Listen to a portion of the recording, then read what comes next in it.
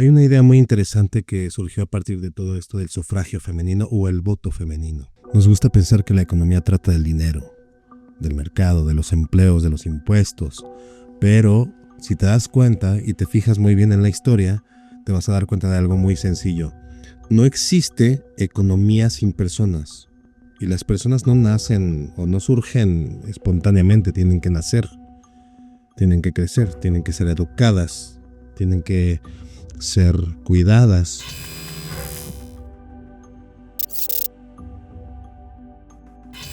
Alguien dedica años de su vida a que un nuevo ser humano llegue a convertirse en un trabajador, en un ciudadano, en un consumidor. Por eso, cada vez que la sociedad se enfrenta a una crisis demográfica muy importante, la reproducción deja de ser algo íntimo y empieza a convertirse en algo político. Existe un concepto desarrollado por el filósofo francés Michel Foucault que se llama biopolítica. Dicho de manera más sencilla, es la forma en la que los estados administran la vida de las poblaciones. Qué diabólico se escucha, ¿verdad?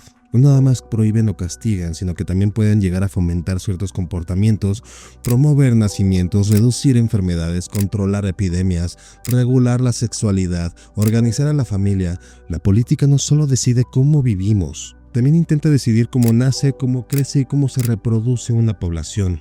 En 1347 comenzó a extenderse por Europa una epidemia que cambiaría para siempre la historia del continente. La conocemos como la peste negra. En apenas unos años murió entre 1/3 y la mitad de la población europea. Algunas regiones perdieron todavía más habitantes. Las consecuencias humanas fueron devastadoras, pero la mayoría de las veces no se menciona algo muy importante y que pasó también como consecuencia de todo esto. De pronto, faltaban trabajadores. Los campos se quedaron abandonados. Los señores feudales ya no encontraban suficientes campesinos. Y cuando un recurso escasea, su precio aumenta. Eso pasó también con el trabajo. Los campesinos que quedaron empezaron a exigir mejores condiciones, mejor trabajo, mejor movilidad. Muchos simplemente empezaron a abandonar a un señor feudal para trabajar con otro que les ofreciera mejores condiciones. Y entonces viene la oferta y la demanda. Cuando hay muy poca oferta de trabajadores pero mucha demanda de ellos, el valor de trabajo aumenta muchísimo. Hoy lo vemos con gente demasiado especializada en ciertas áreas. Necesitamos un doctor en exobiología. Bueno, ni siquiera sabía que existía esa madre, pero bueno, seguramente nada más hay 2. Tráetelo que le vamos a pagar muchísimo dinero en la NASA. Ustedes no lo saben, pero pasaron cosas y yo tuve que continuar grabando esto como 3 horas después, así que ya perdí el mood. Pero me estoy esforzando mucho por ustedes. Bien, pero eso también pasa con los endocrinólogos, con los palinólogos y con todas esas cosas ultra especializadas. En el siglo XIV pasó con los campesinos. Y las élites de la época, pues no tardaron en manifestarse. En Inglaterra, por ejemplo, Eduardo III promulgó en 1351 el Estatuto de los Trabajadores, una ley que intentaba impedir que los salarios siguieran aumentando y restringía la libertad de los trabajadores para negociar mejores condiciones. ¿Te suena familiar? Mírame. Es decir, el mercado empezó a dejar de ser libre cuando empezó a beneficiar a los trabajadores. Espero que estés anotando todos los patrones que son coincidentes y que estés notando. Lo voy a volver a repetir.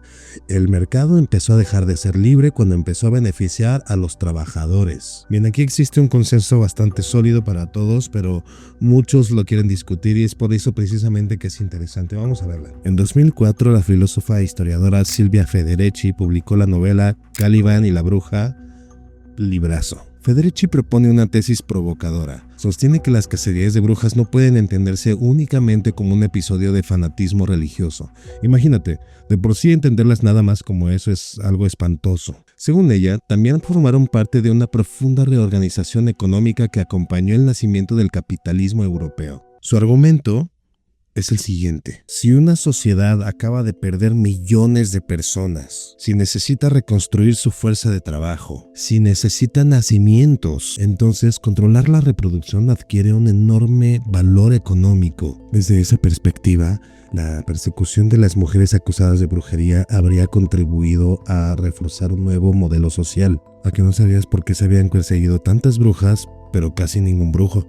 La maternidad como obligación, la sexualidad vigilada, la autonomía femenina reducida, la familia convertida en el espacio donde se produce y se reproduce la futura fuerza de trabajo. Es una interpretación fascinante. Y pon tú, que muchos historiadores creen que las persecuciones de brujas tenían causas mucho más diversas, como conflictos religiosos, rivalidades locales, transformaciones políticas, supersticiones, tensiones comunitarias, el fortalecimiento de los estados modernos. No existe como tal un consenso sobre la explicación de Federici, pero existe esto. Las persecuciones de brujas afectaron de manera desproporcionada a las mujeres y ayudaron a consolidar determinados roles de géneros en Europa y por consiguiente en el resto del mundo. Entonces yo creo que te estás preguntando esto: si la organización de la familia tiene consecuencias económicas y si la historia muestra que el Estado ha intentado intervenir en ambas cosas una y otra vez y lo han hecho, ¿de verdad te parece extraño que hoy vuelvan a surgir discursos que idealicen determinados modelos familiares?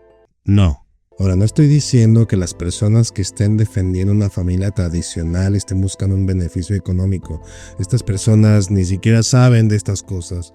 Lo defienden por una tradición que les fue implantada de otra manera que ya expliqué en el primer video. Las personas pueden defender una idea por motivos religiosos, personales, culturales, filosóficos. Lo que sí nos invita a hacer la historia es formular una pregunta mucho más amplia. ¿Qué efectos económicos produce cada modelo de familia? ¿Yo estoy defendiendo ese modelo o solamente creo que yo estoy de acuerdo con ese modelo? Y cuando una idea beneficia a determinados sectores económicos, conviene preguntarse si ese beneficio ayuda a explicar por qué esa idea necesita tantos defensores. A ver, no se trata de sospechar de toda tradición, ni de asumir que detrás de cada cambio existe una conspiración. Nosotros no somos así. Se trata de entender que las sociedades nunca organizan la familia, la reproducción, el trabajo o incluso la moral de manera neutral. Cada época construye un modelo que considera deseable, y ese modelo siempre favorece unos intereses, dificulta a otros y distribuye el poder de una manera determinada para quienes diseñan las reglas del juego. Por eso, los derechos nunca existen en el vacío. Siempre conviven con estructuras políticas, culturales, económicas que pueden fortalecerlos o debilitarlos. ¿Somos capaces de reconocer un patrón antes de que vuelva a convertirse en costumbre? El silencio favorece al opresor. Y ahora sí aprieta todos los botones de amor porque esta serie me costó muchísimo trabajo, se me interrumpió muchas veces. Los quiero.